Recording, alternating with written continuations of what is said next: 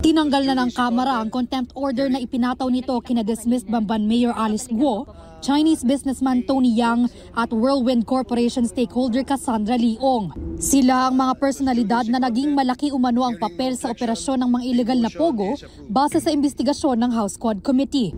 Hiniling ng kampo ni Ong na makalaya na siya sa pagkakadetain sa Correctional Institution for Women sa Mandaluyong. She is sick, and the doctors of the CIW and the House of Representatives confirmed that he is not fit to attend and withstand the congressional hearings. Tapos naman din kami sa kanya, and we believe that what she has said before the committee is sufficient enough. Kondisyong medikal din ang dahilan ng komite para i-lift ang contempt order kay Yang. Kasalukuyan siyang nakakonfine sa isang ospital sa Taguig. May patong-patong na reklamong kinahaharap si Yang na nasa kustudiya ng PAOK.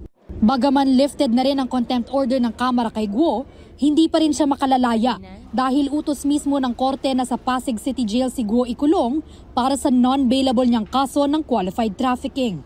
Inalis din ng House Quad Committee ang contempt order laban kay Police Major Leo Laraga, nakasama sa mga personalidad na iniimbestigahan ng komite ukol sa extrajudicial killing sa ilalim ng Administrasyong Duterte. Pinayuhan siyang kausapin ng abogado niya tungkol sa motion for certiorari na inihain nila sa Korte Suprema.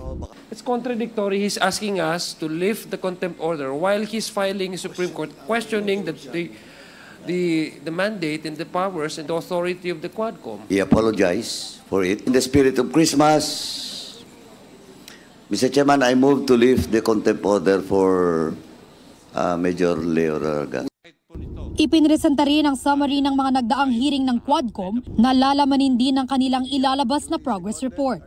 The Quad Committee has started to uncover a grand criminal enterprise, and it would seem that at the center of it is the former president. Sisikapin naming kuhanan ng pahayag si dating Pangulong Rodrigo Duterte na dati nang sinabi na handa siyang harapin ang lahat ng responsibilidad sa drug war. Ayon kay Barbers, hindi pa rito natatapos ang kanilang investigasyon. Meron kaming gustong isama, no, na parte ng investigasyon tungkol sa Pogo. It's an entirely new information.